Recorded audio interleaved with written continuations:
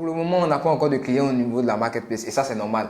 Il n'y a pas le feu, on vient de commencer, on va faire notre travail convenablement et on va espérer que les choses puissent avancer. Je commence cette vidéo par deux points.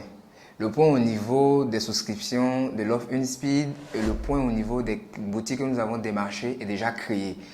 Là, on totalise plus de 700 boutiques déjà créées et en termes de souscription, nous nous retrouvons à une quarantaine. Vous voyez que ça va vite par rapport à la dernière vidéo. Déjà 15 ans, nous sommes à 40 souscriptions. Et donc, vu que la stratégie que nous avons adoptée sur les réseaux par rapport aux différentes campagnes publicitaires semble mieux fonctionner, j'ai décidé aussi avec l'équipe de stopper les prospections sur le terrain, histoire de laisser les commerciaux pouvoir mieux démarcher les clients avec une nouvelle approche et une nouvelle façon de faire. Je sais que vous êtes forcément impatient de savoir quels sont les résultats au niveau des campagnes publicitaires Facebook et Instagram par rapport à la marketplace Unispeed Market. Alors, il faut dire que j'ai lancé plusieurs types de campagnes. Il y a d'abord, comme je vous disais, la campagne de couverture, la campagne de répétition et la campagne de notoriété.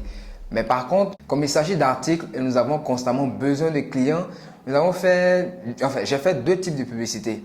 La première publicité avec le test AB activé. À ce niveau-là, j'ai laissé juste des images, mais avec le CTA qui reliait quasiment chaque image au produit destiné à la marketplace. Et ensuite, j'ai sélectionné des produits phares que j'ai mis en avant par rapport à l'audience que j'espérais toucher. Et il y a eu quand même une affluence assez prononcée sur certains produits. J'ai remarqué que l'électroménager avait beaucoup plus d'intérêt que certains articles, comme par exemple la mode et j'en passe. Déjà, je ne veux pas dire que c'est trop tôt pour passer à la modification de la publicité, mais grâce à la métrique, on peut savoir immédiatement ce qui marche et ce qui ne marche pas. Et donc, je pense qu'on va focaliser les prochaines campagnes et même celles qui sont là, réajuster surtout le budget et les maximiser plus sur les appareils électroménagers. Tout en espérant bien sûr qu'on ait davantage de clients. Mais pour le moment, on n'a pas encore de clients au niveau de la marketplace et ça, c'est normal. Il n'y a pas le feu, on vient de commencer, on va faire notre travail convenablement et on va espérer que les choses puissent avancer. Pour les publicités, j'utilise quasiment Business Manager. C'est plus, je dirais pas plus sophistiqué, mais il y a quand même plus d'options et je peux mieux manipuler la publicité.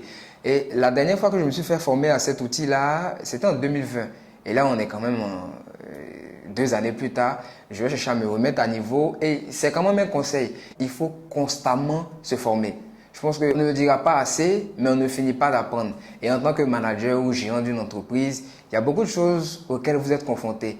Et ces choses-là nécessitent une compétence réelle pour pouvoir les gérer. On ne lance pas une entreprise tout en espérant que ce soit un jeu vidéo. Et lorsqu'il y a game over, on peut répondre. Non, on ne peut pas répondre après le game over d'une entreprise.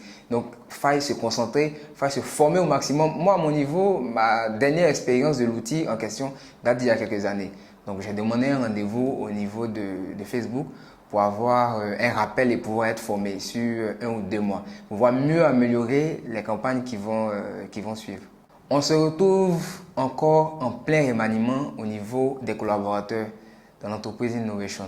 Il y a 2 postes de développeurs qui sont à pouvoir. Malheureusement, les précédents avec lesquels on collaborait n'étaient pas forcément à la hauteur. Et il y a toujours le poste de responsable stratégie de marketing et communication qui est vacant et même le poste d'assistant de direction qui est vacant.